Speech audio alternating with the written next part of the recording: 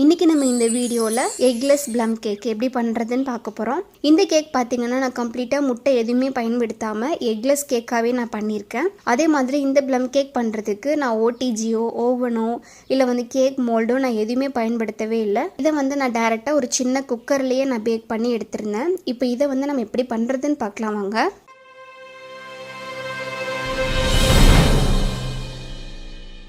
இந்த plum cake கண்டிப்பாக கிறிஸ்மஸ்க்கு எல்லாருமே ட்ரை பண்ணி பாருங்கள். ரொம்ப பர்ஃபெக்டாக வரும்.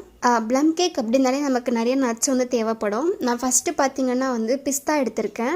யூஸ்வலாகவே பிஸ்தாவில் கொஞ்சம் உப்புனுடைய ஃப்ளேவர் அதிகமாக இருக்கும். அதனால் நான் ஒரு 5-6 பிஸ்தா அளவுக்கு தான் நான் எடுத்திருக்கேன். உங்களுக்கு இது வேண்டாம் அப்படின்னா நீங்கள் ஸ்கிப் பண்ணிக்கலாம். அடுத்து இதை நல்லா சின்ன சின்ன பீஸாக நம்ம கட் பண்ணி எடுத்துக்கணும். நீங்கள் என்ன நட்ஸ் பயன்படுத்துறதா இருந்தாலுமே பரவாயில்ல. கண்டிப்பாக இந்த மாதிரி சின்ன சின்ன பீஸாக நல்லா கட் பண்ணி எடுத்துக்கிட்டிங்க அப்படின்னா அது உங்கள் கேக் சாப்பிடும்போது அங்கங்கே அந்த நட்ஸினுடைய ஃப்ளேவர் நல்லாவே எடுத்து கொடுக்கும். அடுத்து ஒரு கைப்பிடி அளவுக்கு முந்திரி பருப்பு நான் ஆட் பண்ணியிருக்கேன். இதையும் நல்லா குட்டி குட்டியாக கட் பண்ணி எடுத்துக்கணும். உங்களுக்கு இது கூடிய பாதாம் பருப்பு கிடைச்சிது அப்படின்னா நீங்கள் பாதாம் கூட தாராளமாக யூஸ் பண்ணிக்கலாம். அடுத்து நான் 250 ml மெஷரிங் கப்பு நான் எடுத்திருக்கேன். அதில் நான் கட் பண்ணி வச்சுருந்த அந்த நட்ஸை நான் ஆட் பண்ணிக்கிட்டேன். அடுத்து நான் டேட்ஸ் எடுத்துக்க போகிறேன். இது பார்த்தீங்கன்னா ஒரிஜினல் கிமியா டேட்ஸ் அப்படி சொல்லுவாங்க. நார்மல் டேட்ஸை விட கொஞ்சம் நல்லா சாஃப்டாகவே இருக்கும். இல்லை உங்களுக்கு நார்மல் டேட்ஸே கிடைக்குது அப்படின்னா நீங்கள் தாராளமாக நார்மல் டேட்ஸே ஆட் பண்ணிக்கலாம். இப்போ இந்த டேட்ஸை நல்லா கட் பண்ணிவிட்டு அதில் உள்ள சீட்ஸ் மட்டும் ரிமூவ் பண்ணி எடுத்துக்க போகிறேன். இல்லை நீங்கள் நார்மல் டேட்ஸ் பயன்படுத்த போகிறீங்க அப்படின்னா இன்னும் ஒரு அரை மணி நேரம் கிட்ட அதிகமாக நீங்கள் நல்லா ஊற வச்சு எடுத்துக்கணும். நல்லா இந்த மாதிரி சின்ன சின்ன பீஸஸாக நல்லா கட் பண்ணின பிறகு அதையுமே அந்த 1 கப் மெஷரிங் கப்பில் நான் ஆட் பண்ணிக்கிட்டேன். அடுத்து 1 டேபிள் ஸ்பூன் அளவுக்கு வெள்ளரி விதை ஆட் பண்ணியிருக்கேன். யூஸ்வலாக நம்ம லட்டெல்லாம் பண்ணும்போது லட்டில் வெள்ளரி விதை ஆட் பண்ணுவோம். பட் நீங்கள் ப்ளம் கேக்குக்குமே ஆட் பண்ணி பாருங்கள். ரொம்பவே டிஃப்ரெண்ட்டாக ரொம்பவே சூப்பராக இருக்கும். அடுத்து இது கூடிய மிக்ஸ்டு கலரில் உள்ள டுட்டி ஃப்ரூட்டியுமே நான் ஆட் பண்ணியிருக்கேன். அடுத்து கடைசியாக கரோண்டா செரிஸ் இருக்குது இல்லைங்களா, அதையுமே குட்டி குட்டியாக நல்லா கட் பண்ணிவிட்டு அதையுமே ஆட் பண்ணிக்க போகிறேன். மொத்தமாக பாருங்கள், நட்ஸு அந்த டேட்ஸு அப்புறம் டுட்டி ஃப்ரூட்டி இந்த செரிஸ் இது எல்லாமே சேர்ந்து எனக்கு 1 கப் அளவுக்கு கிடச்சிருக்கு. நீங்கள் என்ன நட்ஸ் வேணாலும் தாராளமாக பயன்படுத்திக்கலாம். ஆனால் மொத்தமாக 1 கப் இருக்கிற மாதிரி பார்த்துக்கோங்க. இப்போ இது ஒரு மிக்சிங் பவுலில் ஆட் பண்ணிக்கணும். எந்த அளவுக்கு நம்ம நட்ஸ் பயன்படுத்தியிருக்கோமோ அதே அளவுக்கு இது கூட நம்ம ஆரஞ்சு ஜூஸ் ஆட் பண்ணிக்கணும். ஒருவேளை உங்களுக்கு ஆரஞ்சு ஃப்ளேவர் பிடிக்காது அப்படின்னா 1 கப் அளவுக்கு ஆப்பிள் ஜூஸாக கூட நீங்கள் பயன்படுத்திக்கலாம். இல்லை உங்களுக்கு ஆப்பிள் ஜூஸுமே பிடிக்காது அப்படின்னாலும் பரவாயில்ல, நீங்கள் கிரேப் ஜூஸாக கூட நீங்கள் ஆட் பண்ணிக்கலாம். நீங்கள் நல்லா ஃப்ரெஷ்ஷாக இருக்கிற ஜூஸும் ஆட் பண்ணிக்கலாம். அப்படி இல்லைனா கடையில் வாங்கின ஜூஸ் கூட நீங்கள் ஆட் பண்ணிக்கலாம். நான் கடையில் வாங்கின ஆரஞ்சு ஜூஸே நான் ஆட் பண்ணிக்க போகிறேன். இது எல்லாத்தையும் லைட்டாக மிக்ஸ் பண்ணிக்கோங்க. அப்புறம் மெயினாக இது கூட நான் ஒன்று ஆட் பண்ண மறந்துட்டேன். 1 டேபிள் ஸ்பூன் அளவுக்கு வெள்ளை திராட்சை நான் ஆட் பண்ணியிருக்கேன். கருப்பு திராட்சையுமே நீங்கள் இது கூட ஆட் பண்ணுறதா இருந்தாலும் ஆட் பண்ணிக்கலாம். ஆனால் நீங்கள் ஆட் பண்ணுறதுக்கு முன்னாடி உள்ள சீட்ஸ் இருக்கான்னு சொல்லி செக் பண்ணிக்கோங்க. அந்த சீட்ஸ் மட்டும் என்ன ஆகும்னா நெருன்னு இருக்க மாதிரி இருக்கும். அந்த ரீசன்னால நான் வெறும் வெள்ளை திராட்சை மட்டும்தான் ஆட் பண்ணியிருக்கேன். இப்போ இது எல்லாத்தையுமே 1 மணி நேரத்துலேருந்து 1.5 மணி நேரம் நல்லா பொறுமையாக நல்லா ஊற வச்சு எடுக்கணும். இப்போ கரெக்டாக பாருங்கள், இந்த நட்ஸ் எல்லாமே நல்லா 1 மணி நேரம் நல்லா ஊறிடுச்சு. 1 மணி நேரத்தில் நீங்கள் டேஸ்ட் பண்ணி பார்த்தீங்கன்னா அந்த நட்ஸ் எல்லாமே கொஞ்சம் நல்லா சாஃப்டாகவே இருக்கும். 1 மணி நேரத்துக்கு அப்புறம் நம்ம கேக் பேட்டர் ரெடி பண்ண ஆரம்பிச்சிடலாம். கேக் பேட்டர் ரெடி ஆகிட்டு இருக்கிற கேப்லேயுமே கொஞ்சம் நேரம் இதை நல்லா ஊறிட்டு இருக்கட்டும். இப்போ நான் இந்த ப்ளம் கேக் பண்ணுறதுக்கு எந்த ஒரு மோல்டுமே நான் பயன்படுத்தவே போகிறதில்ல. நான் இந்த மாதிரி சின்ன சைஸில் உள்ள ஒரு குக்கர் நான் பயன்படுத்திக்க போகிறேன். ஃபஸ்ட்டு எல்லா பக்கமே ஆயில் நல்லா அப்ளை பண்ணி எடுத்துக்கணும். அடுத்து பட்டர் பேப்பர் ஆட் பண்ணி அதுக்கு மேலேயுமே ஆயிலை கிரீஸ் பண்ணி எடுத்துக்கணும். இல்லை நீங்கள் நார்மலாக கேக் டின்லேயுமே சேம் மெத்தடில் நீங்கள் பண்ணிக்கலாம். அடுத்து நம்ம கேக் ப்ரீமிக்ஸ் ரெடி பண்ண ஆரம்பிச்சிடலாம். நான் மைதா மாவு பயன்படுத்தலை. நான் ரொம்பவே ஹெல்த்தியான முறையில் கோதுமை மாவு நான் பயன்படுத்திக்க போகிறேன். கரெக்டாக 1.5 கப் அளவுக்கு கோதுமை மாவு ஆட் பண்ணிக்கணும். அடுத்து இது கூடியே 1.5 டீஸ்பூன் அளவுக்கு பேக்கிங் பவுடர் ஆட் பண்ணிக்கணும். அடுத்து ஒரு 1/2 டீஸ்பூன் அளவுக்கு பேக்கிங் சோடா. உங்களுக்கு உப்பு வேணும் அப்படின்னு நினச்சிங்கன்னா இது கூடிய ஒரு பிஞ்ச் அளவுக்கு உப்பு கூட நீங்கள் பயன்படுத்திக்கலாம்.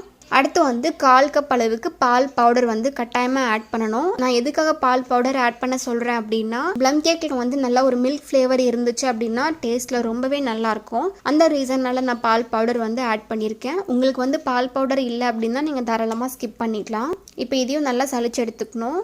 அடுத்து இந்த பேக்கிங் பவுடர் பேக்கிங் சோடா இந்த பால் பவுடர் எல்லாமே நல்லா மிக்ஸ் ஆகிற வரைக்கும் நல்லா லைட்டாக மிக்ஸ் பண்ணி எடுத்துக்கணும். நம்ம என்ன தான் நல்லா மிக்ஸ் பண்ணி எடுத்திருந்தாலுமே அந்த ஃப்ளார் பார்த்திங்கன்னா ரொம்ப ஸ்மூத்தாக இருக்காது. நம்ம ஆட் பண்ணது மைதா மாவு கிடையாது, கோதுமை மாவு அப்படின்ற ரீசனால் ஒரு 3-4 முறை சலடை போட்டு ஒரு 2 பாத்திரத்துலேருந்து மாற்றி மாற்றி நல்லா சலிச்சு எடுத்துக்கோங்க. அப்போ நல்லா உங்களுக்கு ஸ்மூத்தான ஒரு கேக் ஃப்ளார் கிடைக்கும். இப்போ பாருங்கள் கேக் ப்ரீமிக்ஸ் வந்து ரொம்ப சூப்பராக ரெடி ஆயிடுச்சு. இப்போ நம்ம அதை ஓரமாக வச்சிடலாம். அடுத்து ஒரு மிக்ஸி ஜார் எடுத்துக்கோங்க. அதுலேயே ஒரு 4-5 ஏலக்காய் வந்து ஆட் பண்ணிக்கணும். அது கூடயே வந்து ஒரு 8 பல் அளவுக்கு கிராம்பு வந்து ஆட் பண்ணிக்கணும். அப்புறம் ஒரு மீடியம் சைஸில் உள்ள 2 பட்டையும் இதுலேயே உடச்சி ஆட் பண்ணிக்கணும். மசால் கண்டிப்பாக ஆட் பண்ணணும். இவங்க என்ன கேக்குக்கு இதெல்லாம் போடுறாங்க அப்படின்னு ஒரு சிலர் நினைப்பீங்க. கண்டிப்பாக ப்ளம் கேக் அப்படின்னாலே இந்த 3 பொருட்களும் ரொம்பவே இம்பார்ட்டன்ட்.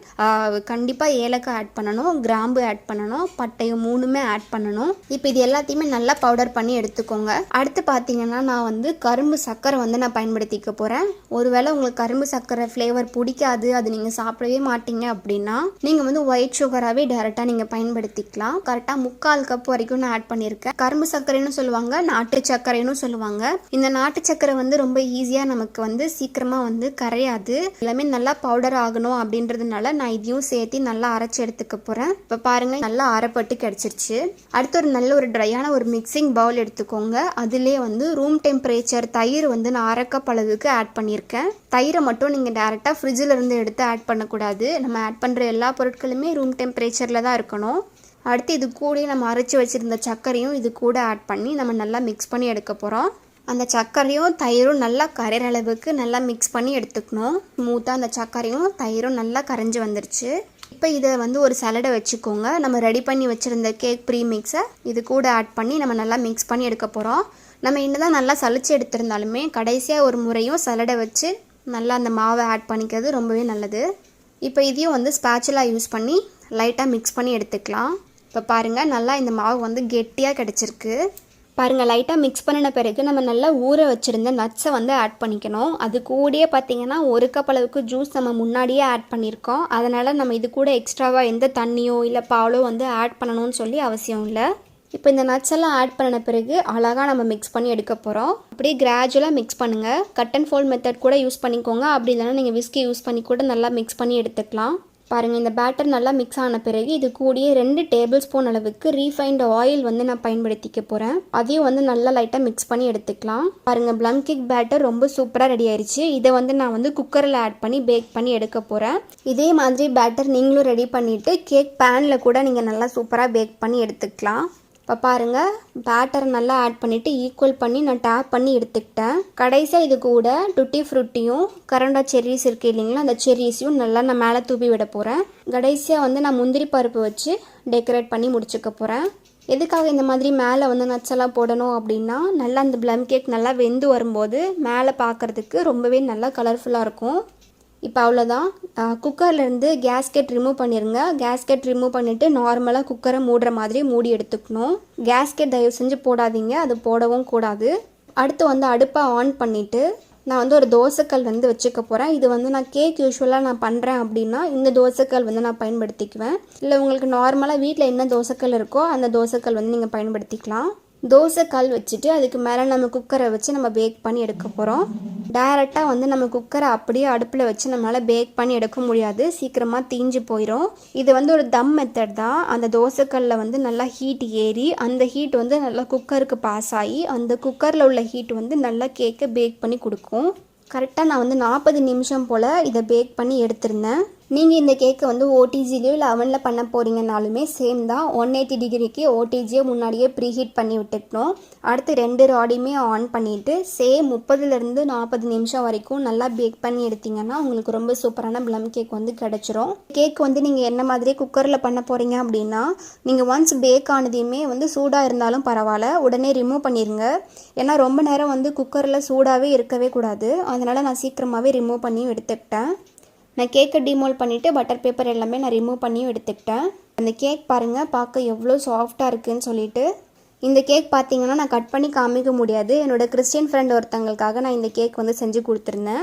கேக்கை வந்து ரொம்ப ப்ராப்பராக பேக் பண்ணுறதுக்கான கவர் வந்து எனக்கு எக்ஸாக்டாக கிடைக்கல. அதனால் நான் கேக்குக்கு மேலேயே வந்து ரிப்பன் மாதிரி போட்டு அழகாக நாட் மாதிரி பண்ணிட்டேன். ப்ளஸ் இதை வந்து ஒரு பாக்ஸில் போட்டு கொடுத்துருந்தேன். இது டேஸ்ட் வைஸில் ரொம்பவே நல்லா இருந்ததுன்னு சொல்லியிருந்தாங்க. அதே மாதிரி இந்த கேக்குக்கு நல்ல ஒரு ஃபீட்பேக்குமே கொடுத்துருந்தாங்க. நீங்கள் வந்து கிறிஸ்மஸ்க்காக இருந்தாலும் சரி, இல்லை உங்களோட ஃப்ரெண்ட்ஸ்க்கு வந்து ஒரு ப்ளம் கேக் வந்து ப்ரெசென்ட் பண்ணணும் அப்படின்னு நினச்சிங்கன்னா இதே மெத்தடில் நீங்களும் பண்ணிக்கலாம். நான் என்ன ரீசனுக்காக குக்கரில் பண்ணியிருக்கேன் அப்படின்னா, எல்லாருக்கிட்டேயுமே வந்து கேக் பேன்ஸ் வந்து அவைலபிளாக இருக்காது. எல்லாருக்கிட்டேயும் குக்கர் வந்து வீட்டில் கண்டிப்பாக இருக்கும். எல்லாருமே இந்த ரெசிபி ட்ரை பண்ணணும் அப்படின்றதுக்காக தான் நான் இந்த மெத்தடில் பண்ணியிருக்கேன். உங்களுக்கு வந்து எப்படி வந்து கம்ஃபர்டபுளாக இருக்கோ அதுக்கேற்ற மாதிரி நீங்கள் இதே ரெசிபி இப்படியே பண்ணிக்கலாம். இந்த வீடியோ வந்து உங்களுக்கு பயனுள்ளதாக இருக்கும் அப்படின்னு நினைக்கிறேன். இருந்துச்சு அப்படின்னா நம்ம சேனலை சப்ஸ்கிரைப் பண்ணி வச்சுக்கோங்க. And thank you so much.